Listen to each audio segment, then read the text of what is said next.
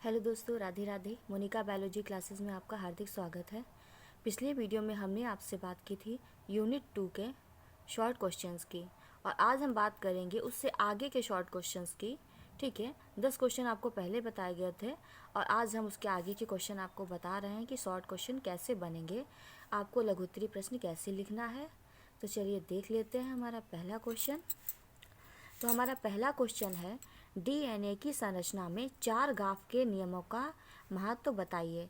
आपको 4 गाफ का नियम लिखना है। ठीक है, कि एडेनिन की मात्रा जो है वो थाइमिन के और ग्वानिन की जो मात्रा है वो साइटोसिन के बराबर होती है, यानी प्यूरिन बराबर हो जाता है पिरिमिडीन के। यह आपको इसमें लिखना है। ठीक है, अगला क्वेश्चन है, डीएनए तथा आरएनए में अंतर लिखिए। इसमें आपको एक तरफ डीएनए और दूसरी तरफ आरएनए डालकर उसके अंतर लिखने हैं। ठीक, अगला क्वेश्चन है, डीएनए की संरचना के वाटसन एवं क्रिक मॉडल को उपयुक्त चित्र बनाकर समझाइए। ठीक है, वाटसन और क्रिक क्यों कहा गया है? क्योंकि डीएनए की जो संरचना है उसके बारे में वाटसन एवं क्रिक ने बताया है। इससे आपका अतिलघुत्तरी प्रश्न और बहुविकल्पी दोनों बनते हैं कि डीएनए की संरचना के बारे में किसने बताया है, तो वाटसन एवं क्रिक ने। तो आपको डीएनए का डायग्राम बनाना है इसमें। ठीक, अगला क्वेश्चन है, डीएनए अंगुली छापी या डीएनए फिंगर प्रिंटिंग क्या है? इसमें आपको डीएनए फिंगर प्रिंटिंग के बारे में लिखना है। ठीक है, नेक्स्ट क्वेश्चन है, न्यूक्लियोटाइड पर टिप्पणी लिखिए। इसमें आपको न्यूक्लियोटाइड के बारे में लिखना है। अगला क्वेश्चन है, सेंट्रल डोगमा पर टिप्पणी लिखिए। सेंट्रल डोगमा एक सिद्धांत है। इसमें जो है ये बताया गया है कि डीएनए से आरएनए कैसे बनता है और आरएनए से प्रोटीन कैसे बनती है। ठीक है, तो ये आपको इसमें सेंट्रल डोगमा पर टिप्पणी लिखिए, इसमें आपको लिखना है। अगला क्वेश्चन है, मानव जीनोम प्रोजेक्ट पर टिप्पणी लिखिए। इसमें आपको मानव के जो जीन है इस पर कैसे खोज की गई, कितने साल लगे, क्या हुआ, ये आपको लिखना है। मानव जीनोम प्रोजेक्ट पर टिप्पणी लिखिए। अगला क्वेश्चन है, समजात तथा समरूप अंगों में अंतर लिखिए। इसमें आपको एक तरफ समजात अंग लिखना है, दूसरी तरफ समरूप अंग, और इन दोनों के आपको अंतर लिखने हैं। 6 से 7 अंतर लिखना काफ़ी होगा, इससे आपका आधे से थोड़ा सा ज़्यादा पेज कवर हो जाएगा। तो इस तरीके से आप लिख दीजिए कि समजात अंग क्या होते हैं। ठीक है, जो देखने में समान हो, काम करने में भिन्न हो जाएं। समरूप अंग क्या होंगे? जो देखने में भिन्न होंगे, काम में समान हो जाएं। तो इस तरीके से आपको उदाहरण इसके बताने हैं और इसकी परिभाषा लिखते हुए, उदाहरण लिखते हुए आपको 6 से 7 पॉइंट बना लेने हैं। ठीक है, अगला क्वेश्चन है, आर्कियोप्टेरिक्स पर टिप्पणी लिखिए। देखिए, आर्कियोप्टेरिक्स क्या होता है? एक पक्षी है जो कि क्या हुआ, विलुप्त की एकदम कगार पे है या विलुप्त हो गया है। ठीक है, इसे सरीसृप तथा पक्षी वर्ग की कड़ी कहा जाता है, क्योंकि इसमें कुछ लक्षण सरीसृप यानी रेप्टाइल्स के होते हैं, कुछ लक्षण पक्षी यानी बर्ड्स के होते हैं। ठीक, इसमें आपको आर्कियोप्टेरिक्स के बारे में लिखना है। अगला क्वेश्चन है, जीवन की उत्पत्ति के संबंध में लुई पाश्चर के प्रयोग को समझाइए। इसमें आपको लुई पाश्चर का प्रयोग लिखना है कि जीवन की जब उत्पत्ति हुई थी तो लुई पाश्चर ने कैसे ये सिद्ध किया कि कैसे जीवन की उत्पत्ति हुई, ये आपको लिखना है।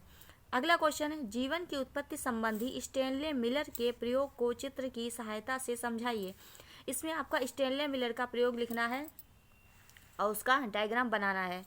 नेक्स्ट क्वेश्चन है, क्वेसर बेड्स पर टिप्पणी लिखिए। क्वेसर बेड्स में ये बताया गया है कि पानी की छोटी छोटी बूंदें कैसे इकट्ठे होकर के क्वेसर बेड्स बना लेती हैं, जिससे यह पता लगा कि जीवन की उत्पत्ति कैसे हुई। ठीक है, आप इसे अपनी नोट्स में पढ़िएगा और इसे लिखिए। अगला क्वेश्चन है, अनुकूली विकिरण क्या है? इसके किन्हीं 3 कारणों का उल्लेख कीजिए। ठीक है, इसमें आपको एडॉप्टिव रेडिएशन के बारे में लिखना है, क्या होता है और उसके क्या कारण हैं। अगला क्वेश्चन है, जननिक तथा उपार्जित विभिन्नताओं में अंतर लिखिए। जननिक विभिन्नता क्या होती है, उपार्जित क्या होती है? दोनों तरफ आप एक तरफ जननिक लिखिए, दूसरी तरफ उपार्जित विभिन्नता लिखिए और दोनों में अंतर लिखिए। ठीक है, जननिक यानी जो जेनेटिक रूप से जो विभिन्नताएं होती हैं, उपार्जित जो कि बाहर से वातावरण के प्रभाव या किसी कारणवश उत्पन्न हो जाती हैं, तो वो उपार्जित विभिन्नताएं होती हैं। तो इस तरीके से आपको लिखना है।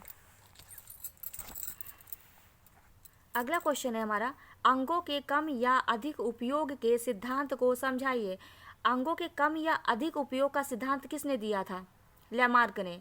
लैमार्क ने कैसे बताया कि आप जिस अंग का उपयोग ज़्यादा करते हो वो विकसित हो जाता है और जिसका उपयोग आप कम करने लगते हो वो धीरे धीरे क्या होता है, उसका काम कम होने लगता है, वो धीरे धीरे क्या होता है, विलुप्त की ओर पहुंच जाता है। तो ठीक है, तो अंगों के कम या अधिक उपयोग के सिद्धांत को समझाइए।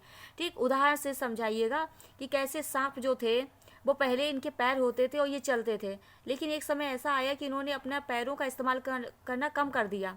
जब ये झाड़ियों में घुसते थे तो पैर इनके फंसते थे, तो इन्होंने उसका उपयोग कम कर दिया।